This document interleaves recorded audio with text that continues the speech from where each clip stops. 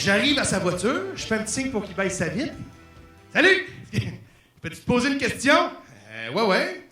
Quand t'appuies sur ton klaxon, là, qu'est-ce que tu penses qu'il va se passer? Hein? Penses-tu que c'est un bouton magique qui va faire disparaître les chars? Penses-tu qu'en pesant là-dessus, les gens vont sortir de leur voiture, les prendre à bout de bras, puis les colisser dans le fleuve pour que tu puisses enfin rentrer chez vous, hein?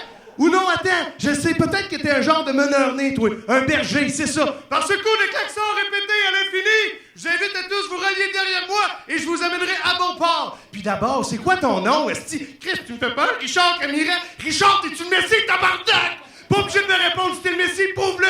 Dégage le chemin puis guide-nous vers la lumière! Sinon, t'arrêtes d'appuyer sur ton esti de klaxon, OK? On se connaît pas beaucoup, mais je pourrais vite devenir ton pire cauchemar. Je sais ton nom, je vais te trouver, puis je vais venir klaxonner dans ta chambre à coucher pour le restant de tes jours. Tu claires ce tabarnak! Et malheureusement, c'est de la faute au douchebag si le niveau mondial de tatouage a atteint son niveau de saturation. Fait qu'on ferme les studios de tatouage, puis on ouvre des studios de détatouage. Il est temps de réparer les erreurs du passé. Dis adieu au signe chinois que t'es en haut des fesses. Puis maintenant qu'on en parle, t'aurais pu choisir un tatoueur qui parle chinois plutôt qu'un unilingue francophone de Val-d'Or. À cause d'une coupe de traits mal placée, c'est pas courage et honneur que tu t'es fait graver en haut de l'arrêt, mais courgette et odeur, Christ de cave. Il y a sûrement un juste milieu entre 24 poses du Grand Canyon puis 1200, asti! Surtout quand 2 tas de roches, moi, après 4 photos, je débarque. Puis après 10, je commence à taper la tête sur un mur. Quand tu vas dans un tout inclus, tu prends tout le temps les mêmes 5 astis de photos, hein? Toi, à Dorval, avant de prendre l'avion.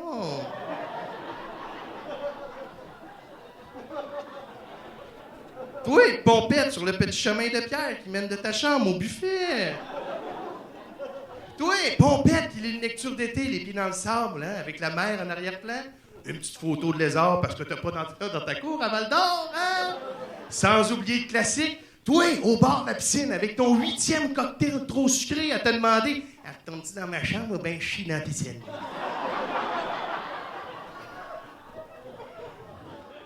Quand on veut, on peut.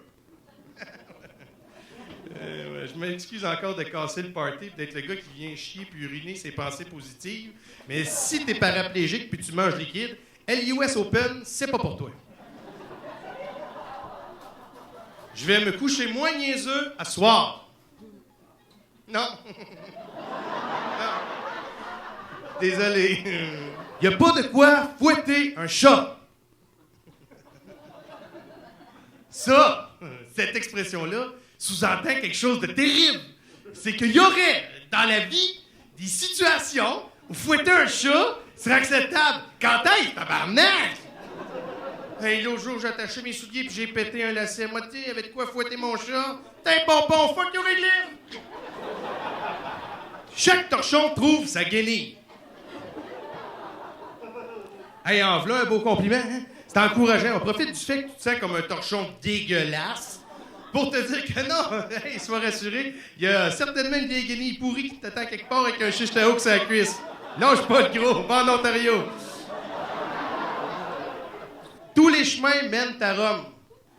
Bon, ben, vas-y par la main, moi, je vais prendre l'avion, ce petit tonton. Je me coupe les cheveux moi-même. Ça paraît. Pas raciste, mais t'es raciste. Je suis pas homophobe, mais t'es homophobe. Je suis pas jaloux, mais t'es un Christ de jaloux. Je mange pas de gluten. Mange la mort!